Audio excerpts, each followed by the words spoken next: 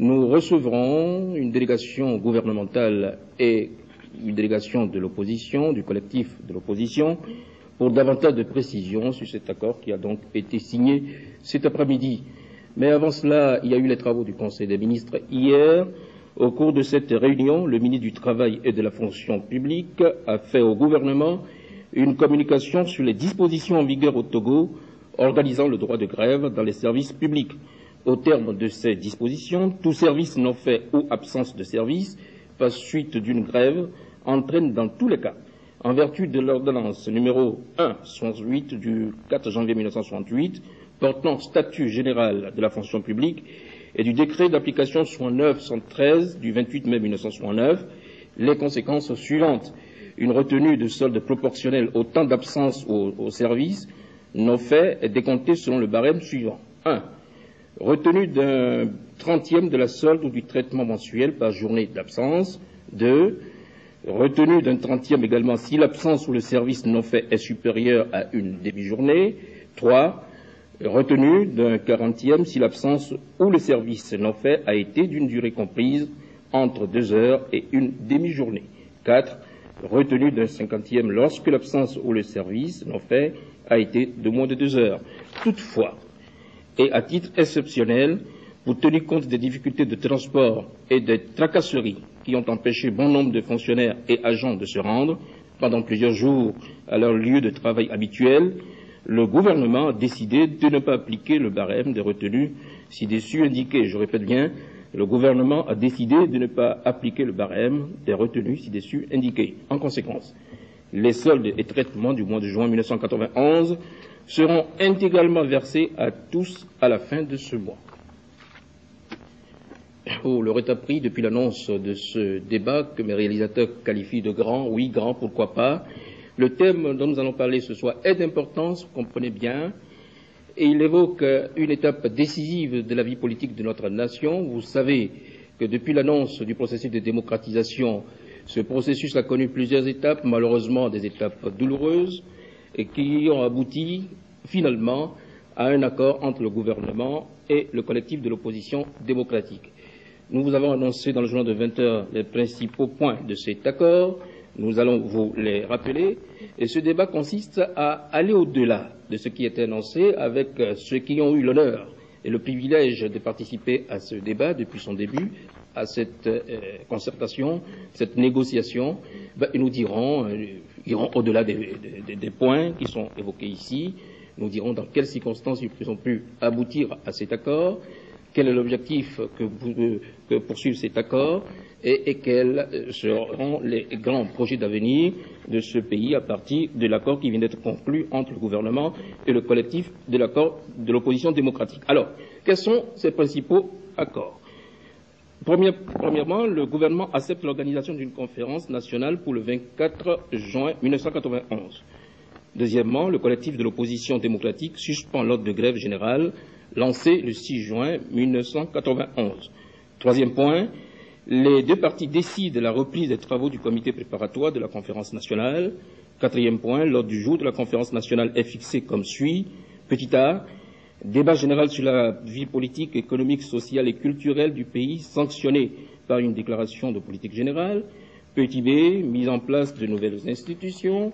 Petit c, organisation de la période de transition, notamment constitution du gouvernement de transition dirigé par un Premier ministre issu de la conférence nationale, mise en place d'un organe législatif de transition, mise en place des organes de contrôle des élections, élaboration d'un calendrier électoral. Cinquième point, petit a, pendant la conférence nationale et la période de transition, le chef de l'État assumera ses fonctions en tant que garant de la continuité de l'État, de l'indépendance et de l'unité nationale, dans le respect dû à la dignité de la fonction présidentielle, en tenant compte des attributions que la conférence nationale aura décidé de conférer au Premier ministre. Petit b, le gouvernement de la période de transition doit être représentatif et comporter toutes les sensibilités politiques. Point numéro 6, petit a, les orientations et décisions de la conférence nationale ne seront pas remises en cause par le chef de l'État. Petit b, les élections générales qui se tiendront à la fin de la période de transition doivent donner à chacun la possibilité de se soumettre à égalité de chances au verdict des électeurs sous le contrôle d'observateurs pour en vérifier la régularité. Point numéro 7.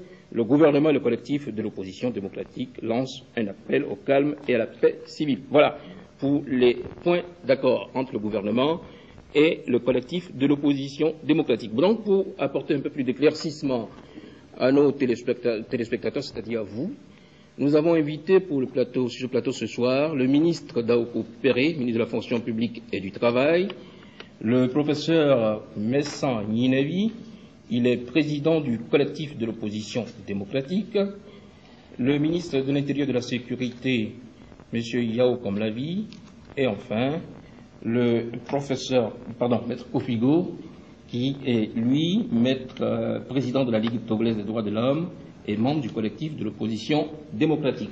Ce débat sera animé par Koumaï, notre confrère Koumaï Bangna de Radio Lomé, et moi-même, si besoin, j'interviendrai de temps en temps.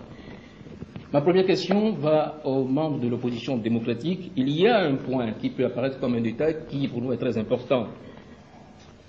On parle du collectif de l'opposition démocratique, alors que c'était le FOD. Est-ce qu'il y a une différence entre les deux appellations? Professeur Ninevi. Donc, le collectif de l'opposition démocratique, en réalité, regroupe deux choses. D'une part, les partis politiques de l'opposition qui forment un sous-ensemble dénommé le Front de l'opposition démocratique, et d'autre part, les associations qui luttent pour l'avènement de la démocratie au Togo. En gros, il y a près de 40 organisations dans le collectif de l'opposition démocratique, près de 15 partis et près de 25 associations.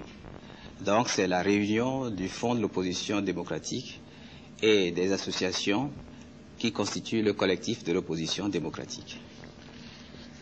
Bon, merci pour cette précision. Vous voulez compléter, Maître Kofigo? Oui, je voudrais compléter en disant qu'au moment de la création du Front de l'opposition démocratique, la question s'était posée de savoir s'il n'était pas utile que les associations qui ont participé à la lutte pour l'avènement de la démocratie continuent à travailler, surtout pour la préparation de la conférence nationale. Notre réponse a été affirmative et c'est ce qui explique que nous nous soyons réunis dans le cadre de ce collectif de l'opposition démocratique en vue de la préparation de la conférence nationale. Après la conférence nationale, il est bien évident que ces associations vont retrouver toutes leurs activités traditionnelles. Bien, ainsi donc, le collectif de l'opposition démocratique et le gouvernement sont parvenus à un accord. Ma première question sera celle-ci. Est-ce que vous pensez que l'on soit sorti de l'impasse après la conclusion de cet accord? Maître...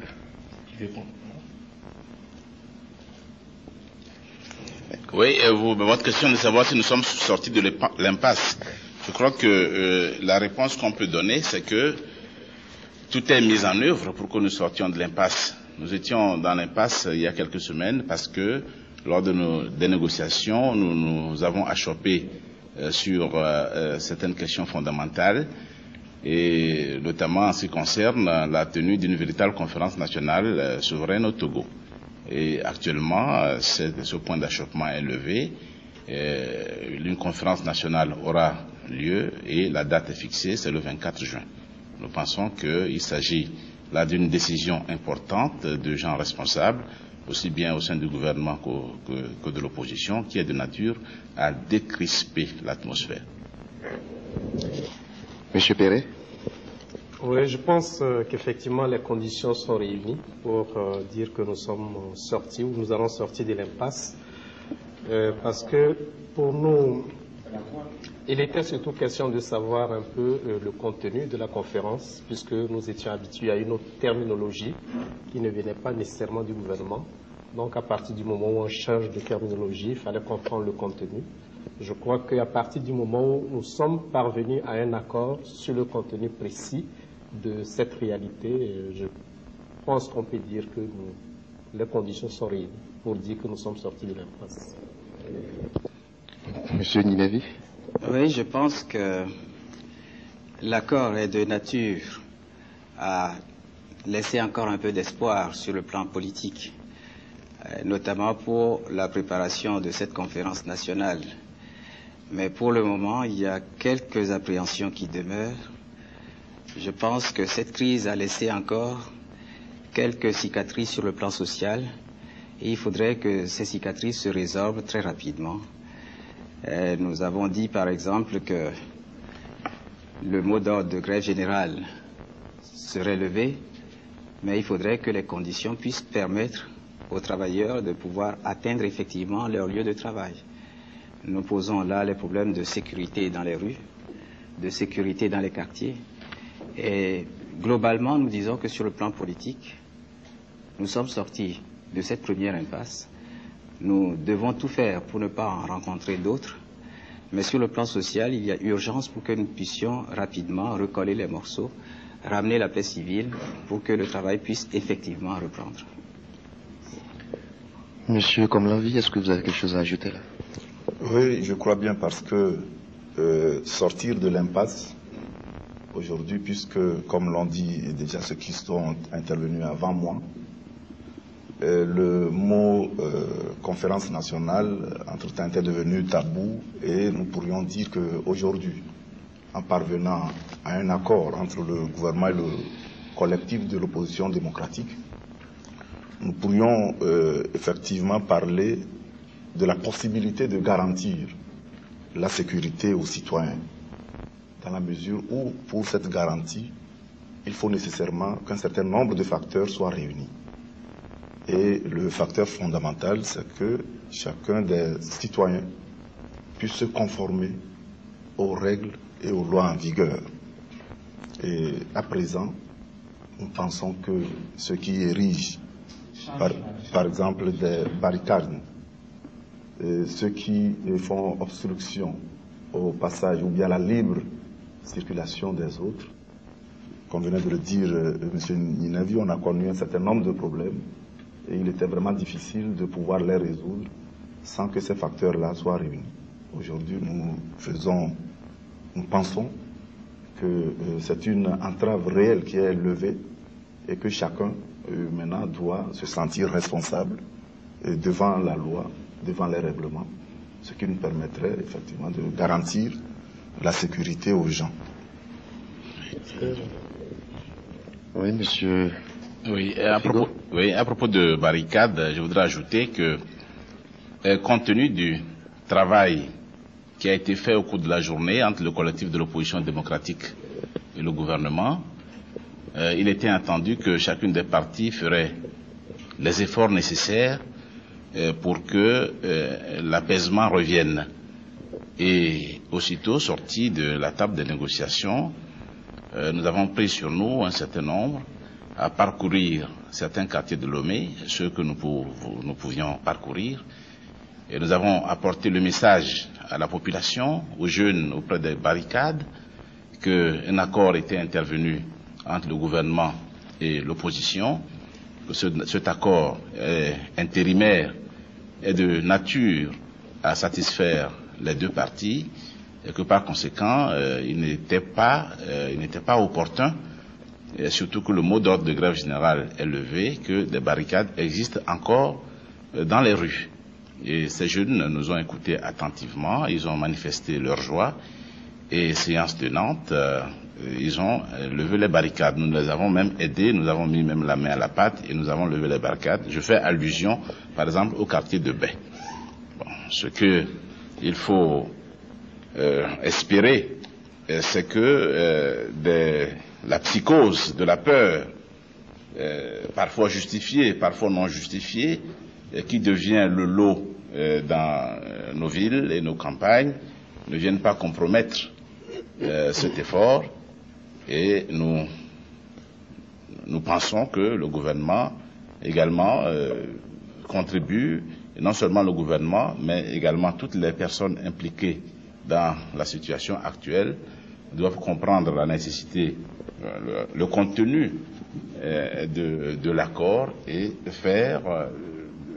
chacun doit faire un effort de son côté pour que nous puissions ramener la paix civile. Mais je crois que le ministre de l'Intérieur a quelque chose à ajouter. Effectivement, à la suite de l'intervention de Maître Kofigo, je voudrais ajouter, parce que j'avais dit que pour que la paix civile soit retrouvée, pour que la sécurité puisse être garantie, il est indispensable qu'un certain nombre de facteurs soient réunis. Le premier facteur, j'avais dit, c'est que les citoyens respectent les lois et les textes en vigueur sur toute l'étendue du territoire. Et nul ne doit se sentir au-dessus de la loi. Et l'appel que nous devions faire à notre niveau, c'est malheureusement ce que nous constatons aujourd'hui. Des citoyens portent des armes blanches et circulent avec. Ce que nous appelons armes blanches, c'est le couteau, le coucoupe, la hache, les flèches et les arcs, qui ne sont pas de nature et vraiment entretenir la paix et la sécurité. Donc à partir de ce moment où cet accord est parvenu, chacun doit savoir que le port de ces armes étant interdit, désormais il sera puni conformément à la loi. Et nous voudrions également insister aussi sur le fait que dans le temps où il y avait ce problème entre le collectif de l'opposition démocratique et le gouvernement, la collaboration ne nous permettait pas également de respecter certaines situations. À partir de ce moment, nous pensons que lorsque le collectif de l'opposition aura organisé un meeting populaire, ce serait d'accord parti, puisque c'est le moment de sensibiliser davantage les gens, de façon à ce que nous puissions prendre par avance toutes les mesures de façon à éviter également des débordements par la suite. Professeur Nyavi. Oui, je voudrais dire que je partage tout à fait les préoccupations du ministre de l'Intérieur. Je voudrais tout simplement ajouter que, avant même le respect des lois, j'évoquerai le respect de la personne humaine et de la conscience universelle. Ce n'est pas normal qu'entre gens civilisés, on circule avec des armes, en brandissant des armes. C'est déjà signe de provocation. Je voudrais insister sur le fait qu'il y a certaines conditions qui sont peu imputables aux personnes qui brandissent ces armes. Ce sont des conditions tenant aux facteurs politiques. Heureusement, nous venons de surmonter ces facteurs-là. Il y a aussi un deuxième phénomène qui se développe, mais nous savons que c'est la conséquence du blocage politique. Ce sont les rumeurs. Donc, on annonce, oui, tel groupe ennemi descend de la colline, ou vient de l'Est, ou vient de l'Ouest, sans contrôle, et les gens se mettent à préparer l'autodéfense. Je pense que c'est cette psychose qui doit disparaître. C'est pour cela que j'invoquerai davantage le respect des droits de l'homme, le respect d'autrui, et disons tout simplement la conscience universelle, avant d'évoquer les lois, parce que en ce moment nous sommes déjà sous le coup de l'effraction. Il vaudrait mieux inciter les gens à éviter de tomber sous le coup de la loi.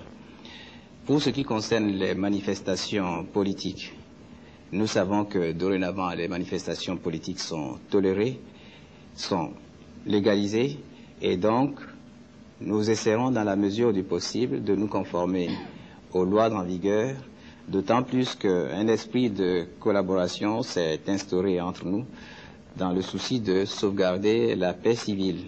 Donc sur ce terrain-là, nous sommes parfaitement d'accord. Tant qu'il n'y aura pas d'obstruction aux manifestations politiques et syndicales, vous trouverez donc les partis politiques de l'opposition à vos côtés. Bien, nous allons... Je voudrais quand même insister un peu sur la contribution de la population, donc de l'ensemble de la population, à cette sortie de l'impasse, parce que c'est absolument nécessaire. Je crois qu'il faut que nous insistions sur le fait que l'accord signifie que entre le gouvernement et l'opposition, il y a une base de confiance. Et il est absolument nécessaire que cette base de confiance, donc, qui va nous mener progressivement vers la conférence, doit signifier pour chacun que cette conférence que nous préparons n'est pas destinée à favoriser un groupe par rapport à un autre, mais à favoriser nous tous dans une situation qui n'est intéressante pour personne. Donc, il faut vraiment que chaque partie de la population y contribue de son mieux en se fondant sur cette confiance qu'il y a entre l'opposition et le gouvernement. Il faut que la confiance renaisse au sein de la population, entre les groupes qui composent la population, pour que nous puissions avancer ensemble vers cette sortie de l'impasse. Bien. Justement, l'accord, comme vous le disiez tout à l'heure, est intervenu après plusieurs séries de négociations. On sent que ça a été pas très facile. Alors, quelles ont été les concessions faites par les deux parties pour aboutir à cet accord? Professeur Nyedeli. Au lieu de parler en termes de concessions, je dirais que ce sont plutôt des assurances mutuelles que nous avions déjà échangées et qui sont aujourd'hui consignées noir sur blanc. Très tôt, l'opposition a indiqué clairement sa préférence pour les voies démocratiques pour aller vers la démocratie. Cela peut surprendre, mais c'était notre option. Tout en sachant que nous ne sommes pas encore en démocratie, nous avons préféré utiliser les voies démocratiques, à savoir l'alternance au pouvoir doit se faire à travers le jeu des urnes et non pas par coup d'État civil comme on l'a évoqué. Dans ces conditions, il n'était pas question pour nous de demander la démission du président de la République. Nous pensons que l'alternance au pouvoir doit se faire par le jeu des urnes. Mais en même temps, la période transitoire, à notre avis, doit nécessairement marquer une rupture entre le mode de gouvernement ancien et le mode de gouvernement vers lequel on veut tendre. Donc il faudra nécessairement mettre en place un gouvernement de transition et nous pensons que ce gouvernement doit être conduit par un Premier ministre responsable qui a la confiance de la conférence nationale. Donc c'est ce Premier ministre qui sera chargé de former son gouvernement et de conduire la politique pendant la phase transitoire.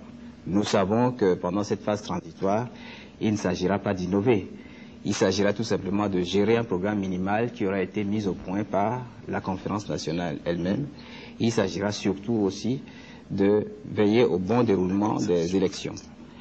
Donc, concernant la non-démission du chef de l'État, je dis donc que c'était tout simplement une confirmation d'une parole que nous avions déjà donnée, à savoir, dans la mesure du possible, je le dis bien, nous irons donc vers la démocratie par les voies démocratiques.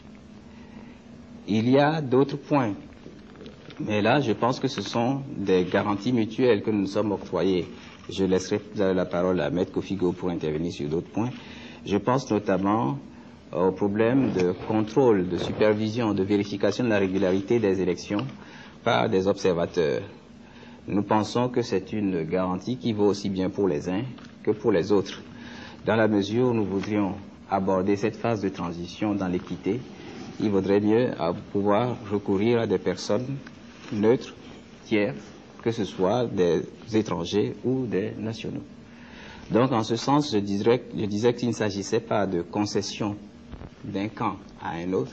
Il faut que dès à présent, nous arrivions à dépasser la notion de camp pour dire que la conférence nationale a surtout pour but de rechercher les moyens à refaire l'unité nationale, à refaire la cohésion sociale.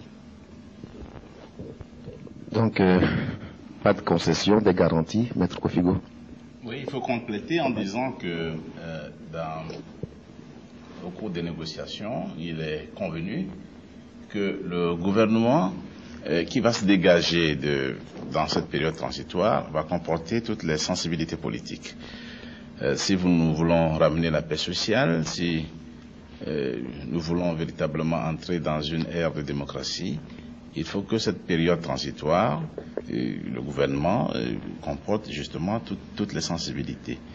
Et nous pensons que le gouvernement de transition, c'est le gouvernement qui va organiser les élections et c'est le gouvernement qui devra arbitrer le jeu démocratique pendant la période transitoire. C'est le gouvernement qui essaiera de maintenir les équilibres économiques et d'apaiser les tensions sociales pour que le jeu démocratique puisse se dérouler afin que le pays se dote d'institutions définitives et afin que le pays choisisse les hommes qui doivent diriger la vie du pays pendant la période qui sera déterminée par la nouvelle Constitution. Donc voilà le point que je voudrais ajouter. Mais je pense qu'il est très important pour nous, Maître Kofigo, il est très important pour nous d'ajouter le point concernant le caractère exécutoire des décisions qui seront prises par la conférence nationale. Parce que le débat a souvent été houleux à propos de la souveraineté de la conférence nationale. Bien sûr, c'est redondant de dire conférence nationale souveraine, mais il vaut mieux le dire plutôt que de dire que c'est implicite. Notre conférence nationale sera souveraine et le chef de l'État nous en a donné la garantie. Il ne s'opposera pas à la mise en œuvre des décisions qui seront prises par la conférence nationale.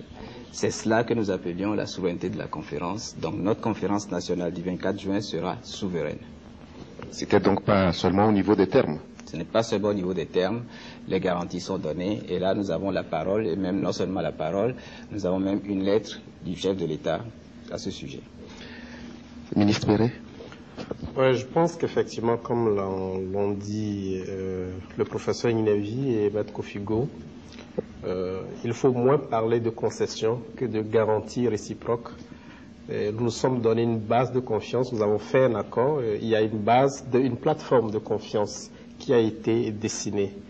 Et nous tenions chacun de son côté à savoir ce que pensait l'autre, ce que voulait faire l'autre de cette rencontre nationale. Et nous sommes assurés sur l'essentiel. Et comme l'a dit le professeur Inevi, c'est vrai, nous nous sommes mis d'accord que les décisions qui sortiront de cette conférence seront appliquées. Il n'était pas du tout dans l'intention du chef de l'État ou du gouvernement de différer l'application de ces décisions. Nous savons dans quel domaine elles pourront être prises concrètement. Et je pense que sur l'essentiel, on s'est mis d'accord tout simplement. C'était des malentendus qui ont été dissipés. Et ces malentendus étant dissipés, je crois que nous nous sommes mis d'accord sur l'essentiel. Oui, justement, l'essentiel, je crois, ce sera le débat général aussi de cette conférence. Alors, on va chercher à savoir quelle forme et quels objectifs seront donnés justement au débat général de la conférence nationale du 24 juin prochain. Si vous permettez, avant que d'en arriver là, je voudrais également apporter une certaine contribution pour ce qui est des garanties ou des assurances, comme les uns et les autres en ont parlé. Effectivement, si on en est arrivé à vouloir se donner des garanties mutuelles, c'est une question de confiance. Et pour ce qui concerne le gouvernement, nous savons que nous avions eu à commencer des négociations dans un autre cadre et sous une autre appellation, Forum national de dialogue. Mais implicitement, dans ce cas-là, les décisions qui étaient assorties des travaux de la commission paritaire recevaient l'accord tacite du chef de l'État. Mais ici, il a fallu que l'on revienne dessus pour dire qu'il faut que ce soit beaucoup plus explicite. Donc la souveraineté de la conférence tendait vers cette précision-là, que ces décisions qui vont sortir de cette grande assise nationale seront exécutoires. Et pour que l'État aussi ou le gouvernement concède sur le terrain et accepter cette appellation conférence nationale, c'est le domaine de compétence de cette conférence. Nous y avons travaillé, nous nous sommes mis d'accord, et aujourd'hui également, pour ce qui concerne la compétence du chef de l'État, étant donné qu'il doit être assorti de cette conférence un poste de Premier ministre. Donc il y a des attributions nouvelles qui interviennent déjà. Donc il faudrait voir que devient, ou bien quelles sont les responsabilités du chef de l'État. Et ensuite, comme ils l'ont dit, nous avons accepté que pour une assise aussi importante, les décisions qui relèvent de cette assise doivent être appliquées et ne peuvent pas être remises en cause par le chef de l'État, tel que c'est précisé donc également, nous avions parlé du gouvernement de transition. Comme la garantie, étant donné que ça devrait représenter en fait toutes les sensibilités politiques, de façon à ce que la conduite de la transition se fasse dans l'équité pour tout un chacun. Oui, nous reviendrons tout à l'heure à cette période de transition.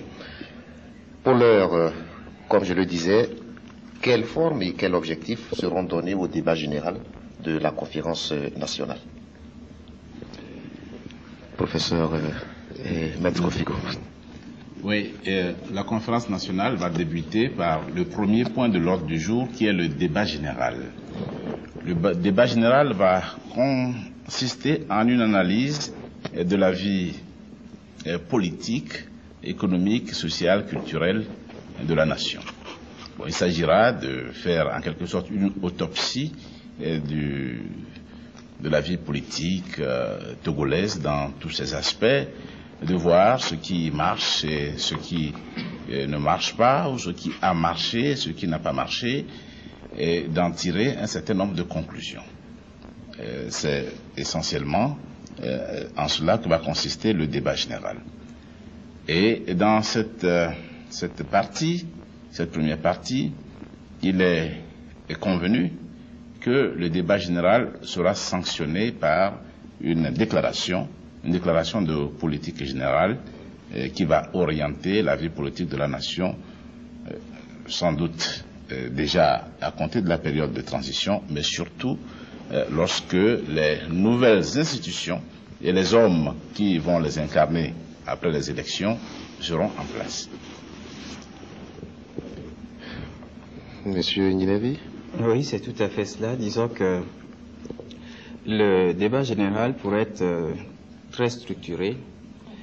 On pourrait parler en termes de bilan plutôt que d'analyse. On peut faire le bilan, puis après procéder à une analyse et tirer des conclusions pour le futur.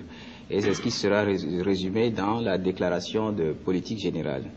À savoir que ce n'est pas un exercice gratuit qui sera fait. Il faudra bien regarder ce qui s'est passé, même notamment en matière de violation des droits de l'homme. On ne pourra pas y échapper. Mais ce ne sera pas tout simplement pour remuer des problèmes ou des rancœurs, mais c'est pour pouvoir en tirer des leçons et pour pouvoir partir sur des nouvelles bases. Si bien que les conclusions du débat général seront très précieuses pour les gouvernements à venir. Concernant les nouvelles institutions et la période transitoire, là, il y aura effectivement des décisions et les décisions seront exécutoires. À propos de la Constitution, nous entrevoyons d'accepter de travailler sur le projet actuel du gouvernement, le projet actuel de Constitution, mais en le considérant comme un document de travail. Et de même, tous les textes qui ont été élaborés ces derniers mois seront aussi considérés comme des documents de travail. Et nous pensons que c'est seule la conférence nationale qui pourra statuer définitivement sur ces projets avant de les soumettre, le cas échéant, à référendum.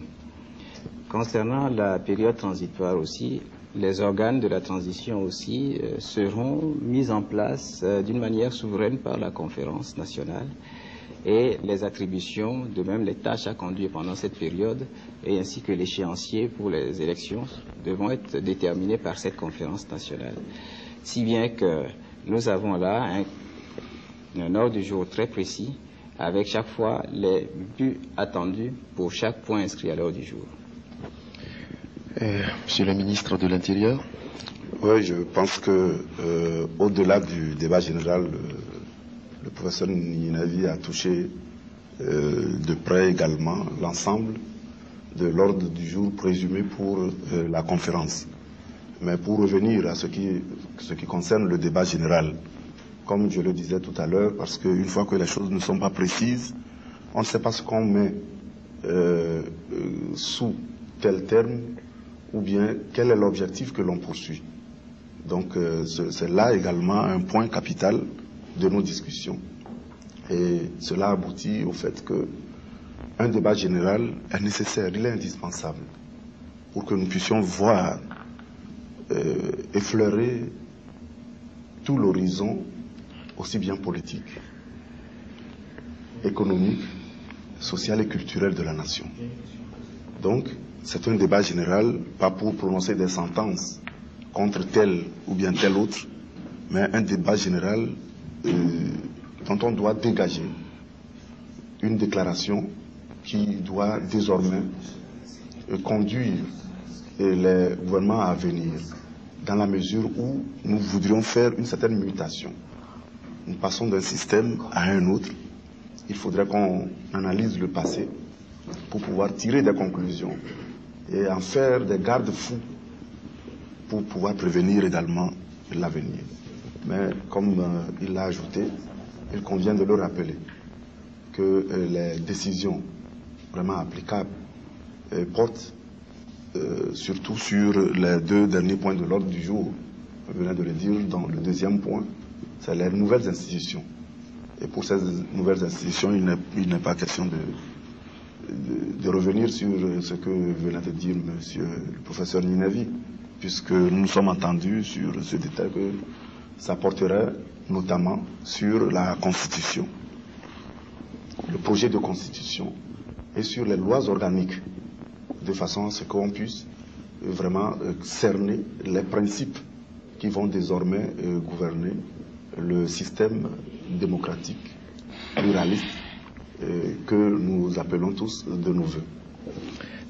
Une question, Kofi Panou? Oui, j'ai une question. Professeur Ninevi, vous avez parlé du projet de constitution qui deviendra un document de travail de base, n'est-ce pas, au cours de ce débat général. Que deviendra alors la charte des partis, qui, vous le savez, a été adoptée, votée par l'Assemblée nationale et promulguée par le chef de l'État. Quel sera son avenir? Tout d'abord, je voudrais rappeler que sur les nouvelles institutions et les lois organiques, la conférence nationale sera souveraine. Pas d'ambiguïté. De même, nous avons utilisé le terme de document de travail et c'est la terminologie qui est consacrée. Ce n'est pas document de base, mais document de travail. À savoir que la souveraineté de la conférence n'est pas limitée à ce niveau-là.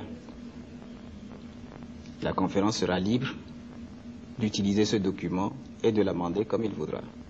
C'est pour ça que nous préférons l'appeler document de travail. La charte des partis politiques. La charte des partis, donc tout ce qui touche à la Constitution, aux lois organiques, je pense que là, la conférence est souveraine et pourra apprécier pour savoir si c'est opportun, s'il faut les conserver comme tels ou les traiter tout simplement comme documents indicatifs susceptibles d'amendement. Mais je voudrais revenir un instant sur le débat général. Nous avons dit que le débat général donnera lieu à une déclaration générale et le ministre Komlan a bien précisé qu'il n'y aura pas de sentence à ce niveau, mais cela ne voudrait pas dire qu'il n'y aura pas lieu de poursuite judiciaire si certains faits se révélaient lors du débat général. Nous disons tout simplement que, voulant aller vers un état de droit, ce n'est pas dans une assemblée comme cela qu'il faudra se saisir des gens en disant on a dit ceci à vous concernant. Il faudrait quand même que les techniciens puissent plus tard, dans les tribunaux, apprécier, juger de certains cas si besoin est. Donc ce n'est pas à la conférence nationale de prononcer des sentences exécutoires, mais nous avons des organes spécialisés pour ça. Ministre Ferré, la forme et l'objectif du débat général? Je pense que cette conférence, nous la voulons comme un nouveau départ, une nouvelle naissance pour notre pays. Et je crois qu'on peut dire que c'est le débat général qui pourra indiquer quel sera réellement ce nouveau départ, quelle est sa coloration, etc. Donc, nous nous sommes dit il faudra un débat sur la vie telle que nous l'avons vécue jusqu'à présent, sur le plan social, économique, culturel et politique. Et cela permettra d'établir un certain nombre de valeurs de référence.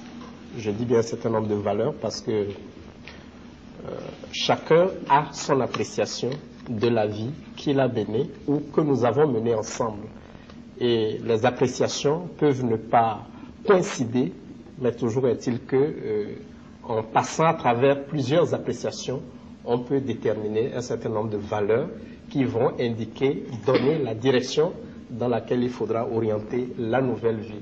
Donc le débat général, c'est un fait fondamental et qui devra permettre de dessiner l'avenir qui devra permettre de sortir des problèmes qui nous ont amenés justement jusqu'à ce point où nous avons senti la nécessité de faire une pause, de faire une méditation et de prendre un nouveau départ.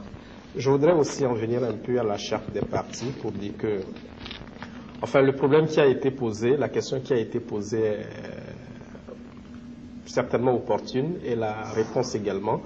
Je me dis que si cette charte qui a été adoptée par l'Assemblée nationale, promulguée par le chef de l'État, doit faire systématiquement partie des documents de travail, ça pourrait peut-être poser un problème, mais enfin, il appartiendra à la conférence de résoudre ce problème, parce que est-ce que les lois qui sont déjà votées pourront ou devront revenir sur les tapis au moment de la conférence? Enfin, ça pose également un certain nombre de problèmes, mais je pense que c'est la conférence elle-même qui appréciera à ce niveau, et on verra.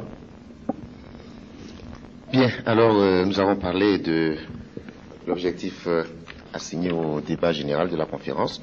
Nous allons voir maintenant les attributions de la commission préparatoire, puisqu'il y a une commission préparatoire chargée de... Oui, il y a une commission préparatoire qui est chargée... Mais avant cela, le ministre, comme l'a dit, voudrait intervenir. Oui. C'est-à-dire, avant cela, je voudrais quand même faire un point de précision sur ce qui est de la charte des partis. Effectivement, dans le projet de constitution, il a été fait cas de cette charte des partis comme étant une loi organique. Mais dans le souci d'aller plus vite, et après les négociations que nous avions eues au sein de la commission paritaire, il a été jugé utile de sortir cette charte et de la faire adopter de façon à ce que les partis puissent rapidement naître et puissent s'exercer. Et c'est pour cela que cette charte, nous l'avions fait promulguer par une loi simple, et non pas une loi organique, et qui a permis d'ailleurs à une dizaine de partis aujourd'hui de se constituer. La revoir au niveau de la conférence serait à étudier. C'est tout comme les autres lois fondamentales qui existent au niveau de la nation. Si elles seront aussi à revoir. Mais ce qu'il y a lieu de faire, c'est peut-être déjà au niveau de la préparation, de voir si l'application de cette charte déjà pose des problèmes qui puissent exiger que cette loi soit revue dans le contexte de cette conférence. Donc c'est ce que moi je pense pour ce qui concerne cette loi qui a été déjà votée et qui a permis aujourd'hui à notre pays, dans le nouveau contexte, de faire naître un certain nombre de partis politiques. Bien, alors je posais tout à l'heure la question de savoir quelles sont les attributions de la commission préparatoire, et puis en même temps, si on peut savoir si cette commission préparatoire est la même que celle qui avait suspendu il y a quelques instants ses travaux. Oui, sur le plan organique, c'est toujours la même commission préparatoire. Il est tout à fait possible que, compte tenu de la situation actuelle et des questions qui ont déjà trouvé solution au terme de cet accord, il est possible que certains hommes soient modifiés. Ça, c'est tout à fait possible. Mais sur le plan organique, c'est toujours la même institution qui va se mettre rapidement au travail parce qu'il y a urgence. Il y a urgence puisque il a été convenu aujourd'hui que la conférence nationale aura lieu le 24 juin prochain. Je crois qu'aujourd'hui nous sommes le 11, le 12 juin. Et donc, il n'y a que peu de jours qui nous séparent de l'ouverture de la conférence nationale. Alors, elle aura pour attribution un certain nombre de choses. D'abord, il faut préparer un projet de règlement intérieur pour cette conférence nationale. Et il est bien évident que entre des délégués d'un certain niveau, on n'ira pas à cette conférence nationale pour intervenir n'importe comment. il faut définir les règles donc du travail qui sera fait, la méthode que nous devrons utiliser. Alors ça, c'est au niveau du règlement intérieur. Nous avons un gros morceau également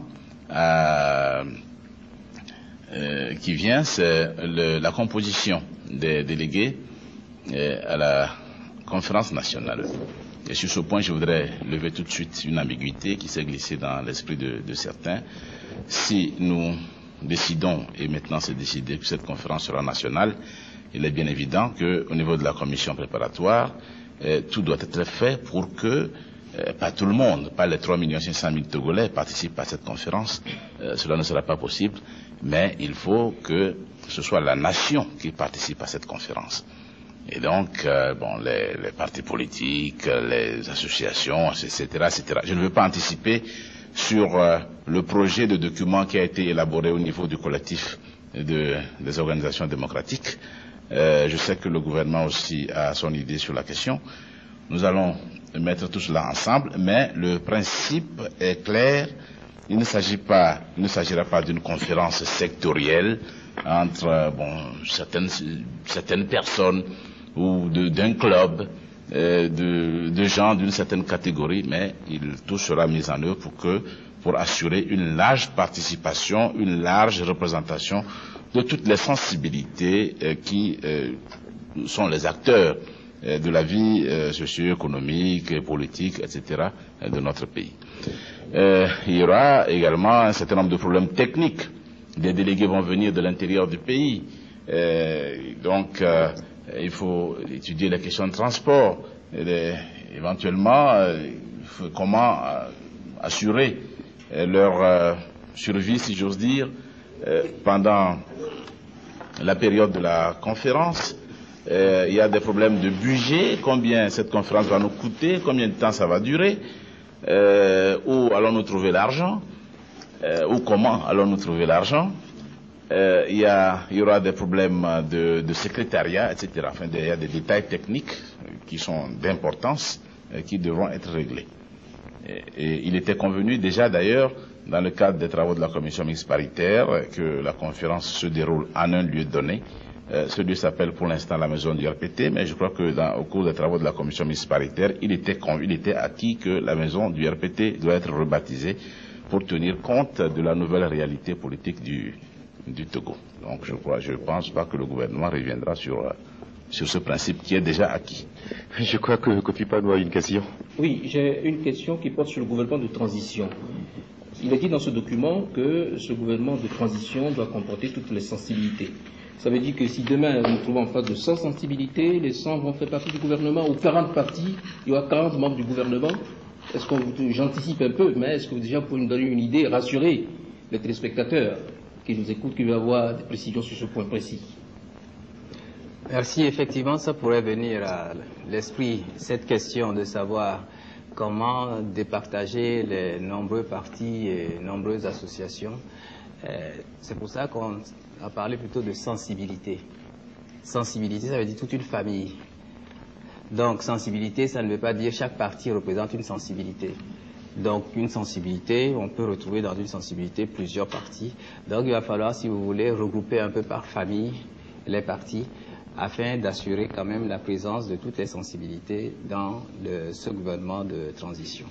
Donc, il est très important de préciser que sensibilité ici n'est pas utilisée à la place de parti.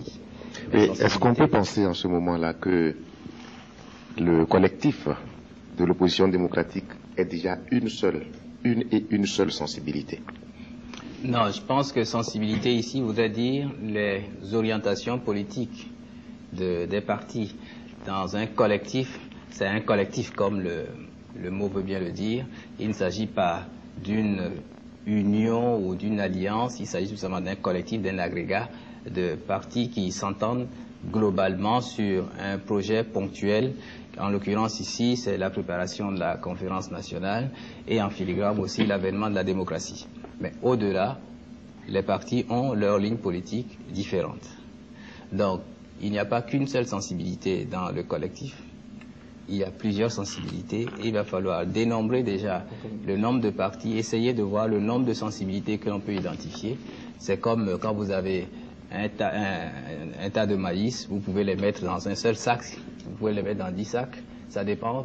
Dans un gouvernement, par exemple, on sait qu'il n'y aura pas un gouvernement de 50 ministres, donc ce n'est pas la peine d'essayer de faire 50 sensibilités. On pourrait essayer de faire une dizaine de sensibilités ou une vingtaine, cela dépendra du nombre de postes ministériels, et dans ces conditions, il va falloir donc regrouper des partis ou proposer aux partis de se regrouper dans des sensibilités qui ont été convenues ensemble. Donc, si je comprends bien, ça fait partie des règles du jeu à définir pendant cette conférence conférence nationale, avant la formation du gouvernement de transition. Maître Kofikou a parlé tout à l'heure du coût. C'est une préoccupation terre à terre, mais importante. Je vous donne une information, le Congo a donné son chiffre. La conférence nationale organisée au Congo a coûté 4 milliards de francs CFA. Est-ce que le gouvernement et l'opposition seraient d'accord à créer un impôt pour financer cette conférence nationale? La question s'adresse à moi, et de toute façon. Oui, je crois qu'il y a un comité préparatoire qui a été mis sur pied. Il appartiendra au comité préparatoire de faire une estimation du coût de la conférence nationale. Je crois que l'État et le gouvernement doivent prendre la mesure de cette conférence nationale, des problèmes du pays, et donc il appartient en premier lieu à l'État de financer cette conférence nationale. Cela en vaut la peine. Nous dépensons de l'argent pour un certain nombre de choses qui, pour les membres de l'opposition, pourraient être utilisées à d'autres fins. Et donc, lorsque nous voulons sortir d'un système pour entrer dans un autre, c'est parce que nous pensons que le nouveau système répond le mieux aux aspirations du peuple en ce moment. Et nous devons, en tant que l'État doit doter cette conférence nationale du budget nécessaire pour son fonctionnement. Il est bien évident aussi, et nous comptons sur toutes les bonnes volontés. Pensons que les bonnes volontés vont se manifester aussi bien à l'intérieur de notre pays, pour ceux qui le peuvent, qu'à l'extérieur de notre pays, pour nous aider à financer cette conférence nationale. En ce qui nous concerne, là je ne parle pas au nom du collectif, mais je parle à mon nom personnel. Je pense que les délégués à la conférence seront suffisamment raisonnables pour que nous puissions traiter les sujets à l'ordre du jour dans un délai qui ne soit pas le délai fleuve qu'on a rencontré dans certains pays, notamment au Congo, où une conférence nationale a commencé depuis le mois de février et s'est terminée seulement il y a 3 ou 4 jours. Oui, justement, quelle sera la durée de cette conférence nationale? Aucune durée n'est prévue, mais en ce qui nous concerne, un certain nombre d'entre nous, nous pensons que le Togo, compte tenu de la situation économique inquiétante, doit faire en sorte que cette conférence nationale prenne cette décision le plus rapidement possible, mais sans évacuer rapidement les problèmes importants. Le débat général doit être fait d'une manière franche et toutes les questions, il est acquis depuis les travaux de la commission mixte paritaire que la liberté d'expression sera garantie.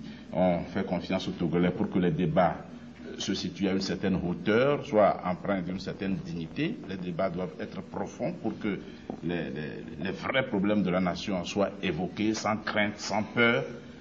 Mais lorsqu'il s'agira d'aborder les questions de la Constitution ou de la transition, nous espérons que les partis politiques travaillent activement sur la question. Au niveau du collectif, des commissions ont été mises en place, ont déjà préparé des documents, et que nous pourrons rapidement faire cette conférence nationale et peut-être battre le record de délai en matière de conférence nationale. Ministre, comme l'a dit, mais j'ajoute en même temps une question.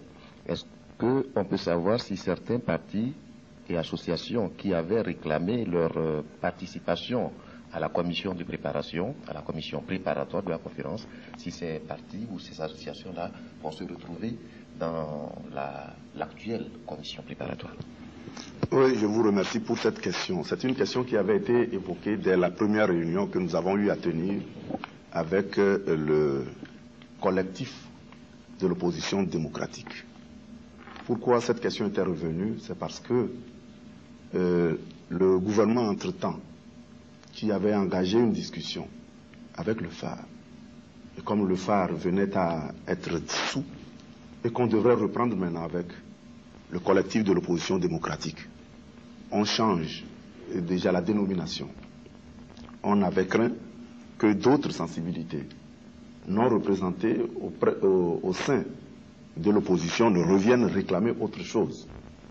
Et lors de la première assise, nous avions admis d'étudier des modalités pour pouvoir étendre cette commission de préparation à certains autres partis d'opposition.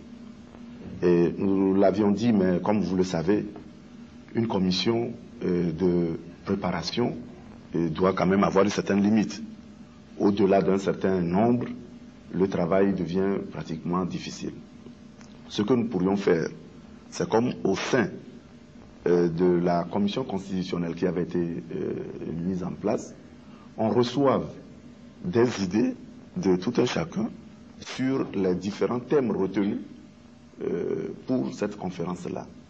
Et nous verrons au mieux quels sont les partis dont on peut prendre un membre, ou bien quels sont les groupes de partis qui peuvent être représentés au sein de cela. Nous l'avions dit que cela devrait être fait en tenant compte de certaines modalités.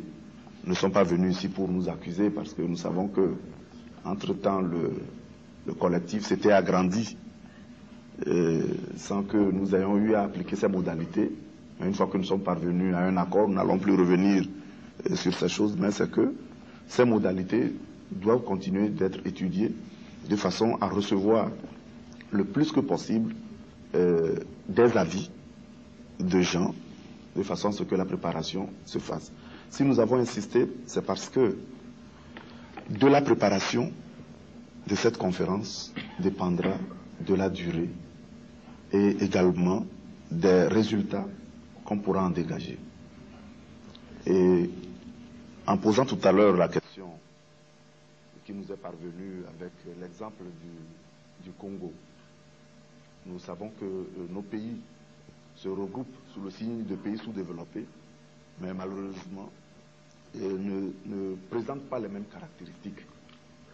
Et chaque pays a son problème et a son cas, et c'est pour cela que nous avions craint, qu'en parlant de conférence nationale souveraine par exemple, des gens ne viennent étaler pendant des mois par exemple des idées. C'est pour cela qu'il avait fallu que l'on arrête un certain domaine de compétence de cette conférence, ces domaines précisés. Et une préparation bien faite doit permettre quand même de limiter la durée de cette conférence. Et comme l'a dit Maître Kofigo, limiter la durée de la conférence ne signifie pas de faire un travail bâclé. Sinon, ce n'est pas la peine de réunir des cadres pendant un certain temps. Et je voudrais ici ajouter que ce n'est pas seulement le coût direct de l'opération qu'il faut voir, mais il y a des coûts indirects. Si par exemple, au cours de cette conférence, on doit arrêter tous les travaux pour pouvoir permettre de suivre, déjà je crois qu'au niveau de la télévision, ce serait un coût indirect très énorme pour pouvoir permettre aux gens de suivre. Donc à ce niveau, je crois que dans la préparation, nous devions faire en sorte qu'il y ait une large diffusion, la plus large possible, des conclusions, c'est-à-dire que c'est un bureau qui pourra le définir. Je ne peux pas ici en donner tous les contours, mais c'est une précision tout simplement pour dire que nous n'avons pas seulement à nous pencher sur le coût de la conférence, le coût direct de la conférence, mais également voir le coût indirect de cette conférence. Ce que nous avions enduré déjà avec des réclamations, des revendications suivies de grèves par-ci par-là, ont déjà entraîné pour le pays des pertes énormes. Et à cela, nous pensons qu'entre Togolais, où nous n'avons pas à changer la société au cours de la conférence, mais le système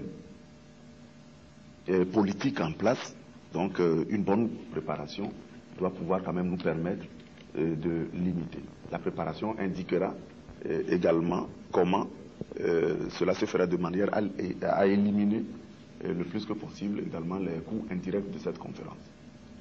Oui. Professeur. Donc, le ministre Komla-Wille ainsi que Maître Kofigo ont bien dit que le coût est proportionnel à la durée. Et donc, le meilleur moyen pour réduire le coût, c'est de bien préparer cette conférence nationale. Et malheureusement, nous avons eu un blocage et il faudrait que de part et d'autre, on convienne donc de rattraper le temps perdu et d'aller le plus vite possible. Le ministre Komla-Wille fait bien aussi d'imputer des coûts indirects dans le coût de la conférence. Et dans cet ordre d'idée, il serait bon que dès maintenant, le climat social puisse s'améliorer pour que ces coûts qui commencent dès maintenant par les grèves sporadiques qui éclatent dans les secteurs, ces coûts puissent venir en déduction. Il ne faudrait pas que ces coûts s'élèvent et que la partie visible de la conférence nationale ait un coût relativement modique. En ce moment, les gens diront, mais votre conférence ne vous a coûté que 500 millions, alors qu'en réalité, on sait qu'une journée de grève, c'est plus d'1 milliard. Donc, nous devons les uns et les autres faire en sorte que le climat social et politique s'éclaircisse et que très rapidement on puisse se consacrer au travail de préparation de cette conférence nationale, parce qu'il faut bien l'avouer, depuis une semaine, plus personne n'a travaillé sérieusement à la préparation de cette conférence nationale. Monsieur le ministre du Travail et de la fonction publique. Oui, je pense comme les autres que plus la préparation sera intelligente, plus nous aurons des chances de faire assez rapidement cette conférence.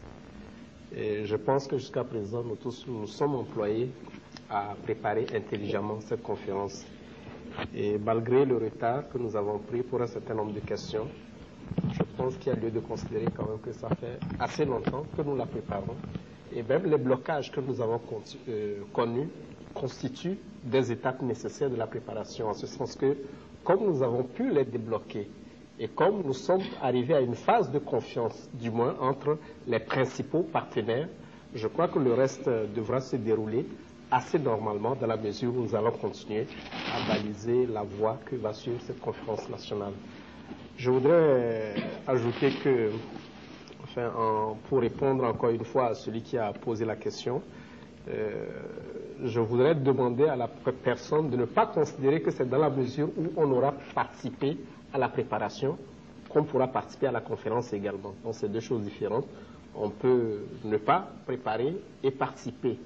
Et je pense qu'on fera tout pour que l'ensemble de la nation soit représenté à cette conférence.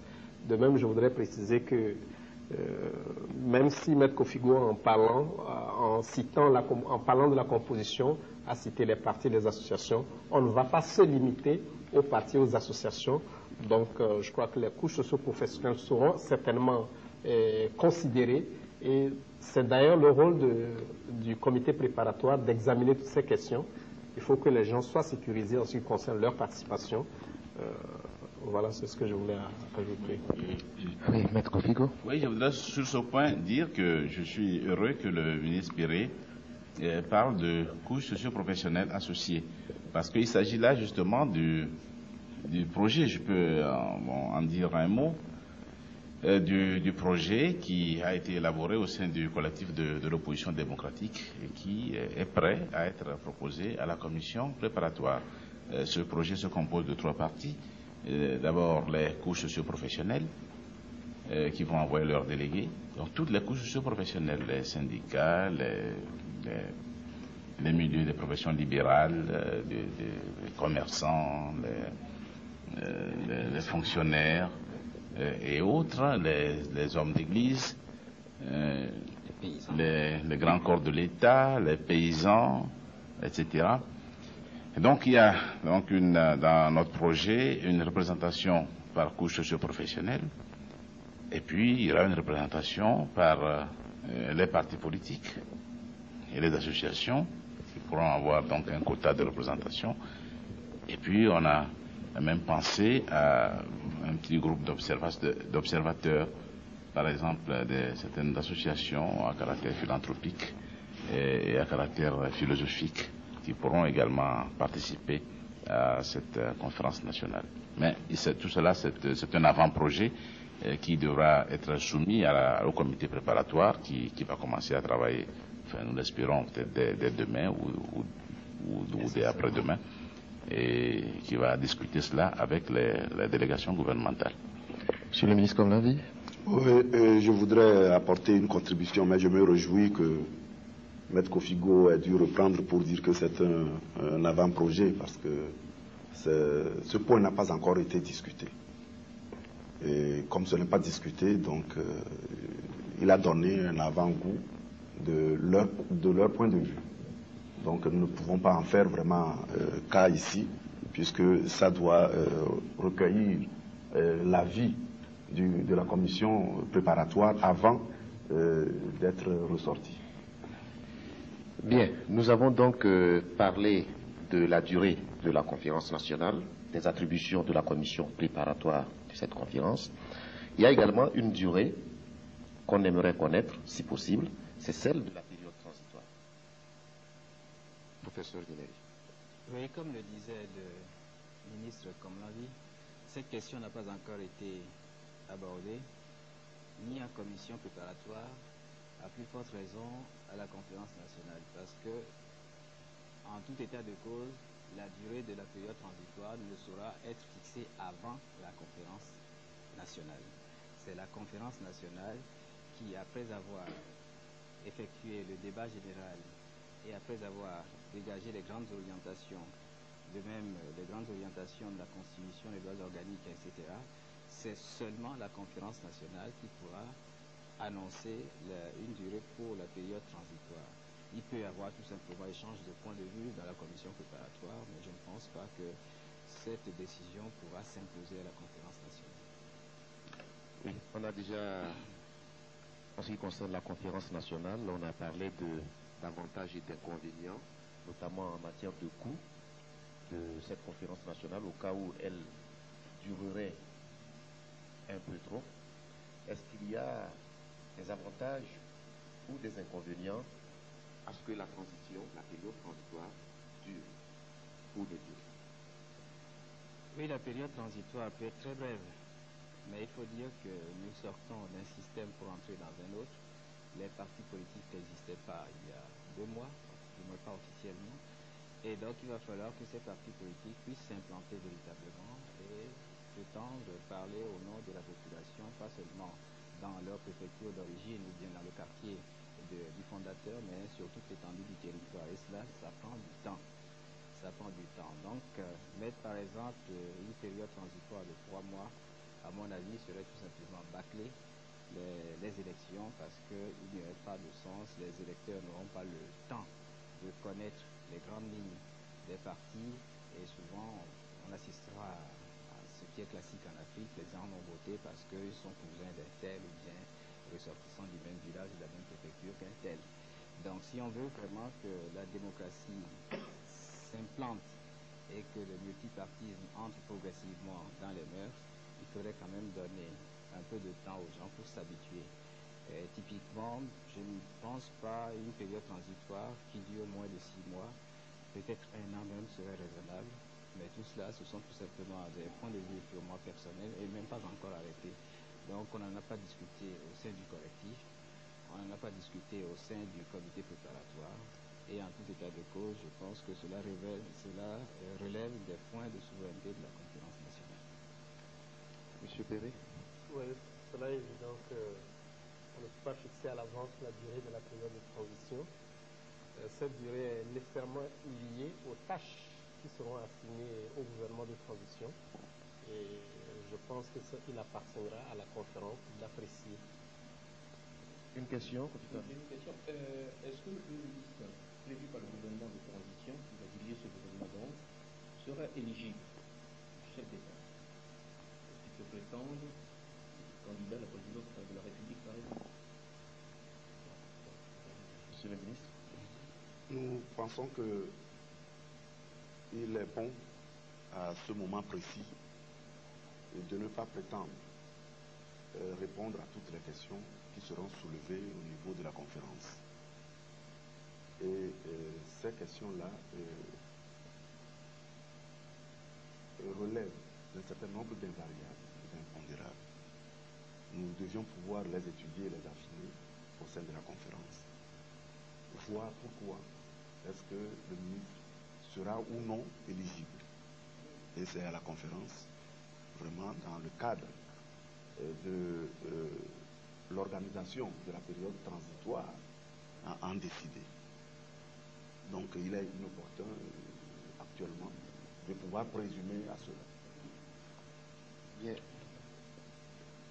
Avant d'arriver aux conclusions de ce débat, je crois que nous avons quelques autres questions, notamment la question de savoir si toutes les sensibilités sont quand même réunies au Togo.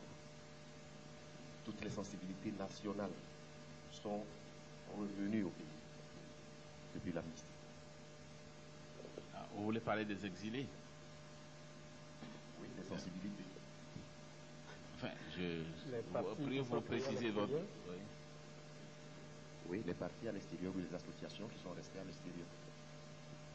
Alors, je vais donner cette question à M. Ninevi qui est plutôt qui est du front de l'opposition, enfin des partis politiques.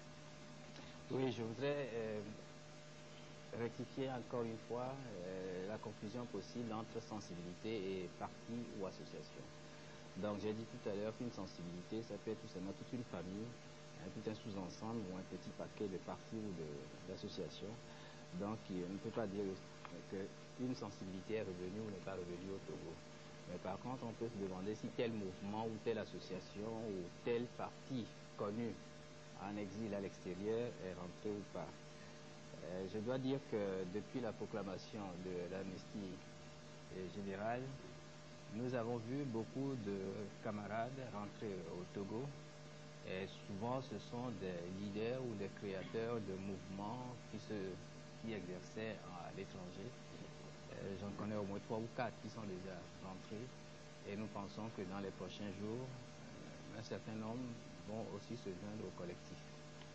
Donc l'amnistie générale a permis effectivement le retour d'un certain nombre de ces mouvements au Togo et nous ne pouvons que nous féliciter de cette proclamation d'amnistie générale. Monsieur le ministre. Pour cette question, nous pensons que lorsqu'on parle de sensibilité, là c'est pour dire qu'il y a une certaine liberté de penser autrement que l'autre, la différence de sensibilité. Donc ne peut pas être par exemple confondu à ce qu'on appelle un parti politique. Au sein d'un parti politique, il peut y avoir encore beaucoup de sensibilité.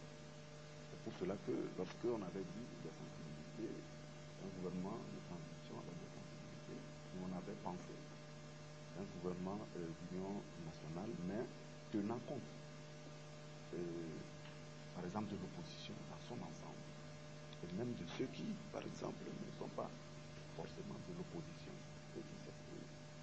Donc ce serait un jeu de mots difficile à explorer. Mais est-ce qu'un parti peut quand même recouvrir la notion de sensibilité, dans la mesure où ce parti peut-être n'épouse pas les mêmes objectifs, les mêmes façons de voir qu'un groupe d'autres partis reconnus comme constituant une sensibilité? Vous savez, dans ce cadre, je pense qu'il y a des sensibilités beaucoup plus fondamentales que d'autres.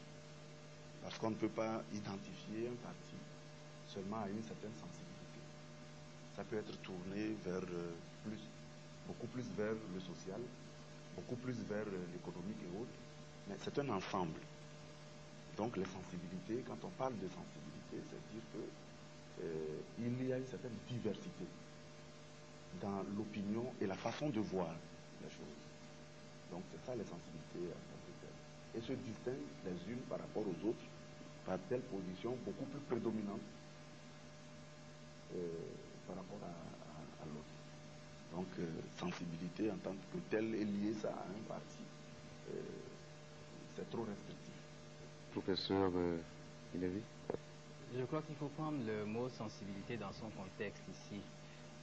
Si cette sensibilité est utilisée pour éviter le terme gouvernement d'union nationale, en ce moment, ça peut vouloir dire opposition et puis parti actuel au pouvoir, ou ce qui va rester du parti actuel au pouvoir.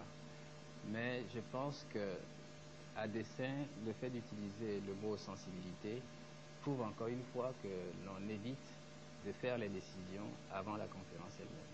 Donc c'est un terme suffisamment vague et quelle que soit la définition qu'on en retienne, c'est un peu comme l'arc-en-ciel, il y a toutes les couleurs qui sont fondues depuis le jaune jusqu'au rouge, je ne sais pas. Donc c'est difficile de discriminer en disant les sensibilités, ça se définit comme ça ou ça se définit comme ceci. Il faut prendre le mot dans le contexte. Ça veut dire tout simplement que le gouvernement de transition ne sera pas le monopole ou l'apanage d'un seul parti. Bien, alors je pense que nous avons quelque peu fait le tour de cette question, le tour de cet accord intervenu aujourd'hui entre le collectif de l'opposition démocratique et le gouvernement. Cet accord, en ouvrant ce débat, nous avait amené à poser la question de savoir si il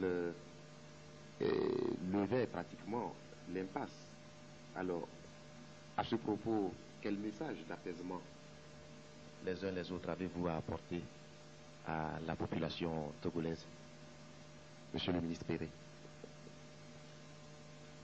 Le message d'apaisement que je pourrais tenter de porter est fondé essentiellement sur la confiance, la base de confiance que recèle l'accord qui vient d'être signé entre le gouvernement et le front de l'opposition.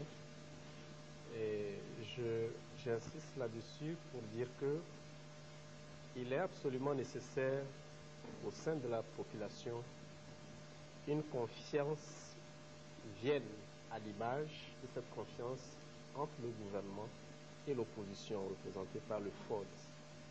Cette confiance entre les couches sociales est absolument nécessaire pour que nous puissions évoluer rapidement et posément vers la rencontre nationale qui devra nous permettre, après le débat général notamment, de refaire d'une certaine manière le tissu social, l'unité nationale, comme nous l'avons dit. Il est absolument nécessaire que les pas que nous faisons vers cette unité nationale commencent dès maintenant, dès aujourd'hui. Ces pas peuvent être faits puisque aujourd'hui, le gouvernement et l'opposition ont fait réellement un pas décisif l'un vers l'autre. Je voudrais tout simplement insister sur cette base de confiance qui doit rassembler toute la population.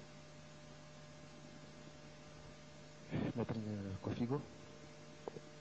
Oui, et je voudrais, à l'attention des téléspectateurs, de toute la population, aborder dans le sens de l'apaisement. Pourquoi? Parce que un certain nombre de gens ou une bonne frange de la population qui se réclame de notre sensibilité s'est mobilisée. Elle a montré au pouvoir sa détermination à réclamer l'instauration d'une véritable démocratie au Togo. Et je pense que ce qui s'est conclu aujourd'hui démontre d'une manière sûre que le gouvernement a pris la mesure de la détermination de la population. Il ne faut pas qu'il y ait une quelconque ambiguïté en ce qui concerne la conférence nationale qui va débuter le 24 juin prochain.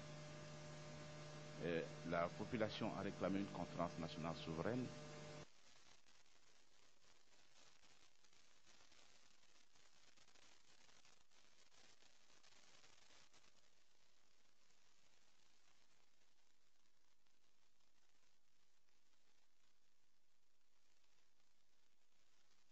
Les milieux des professions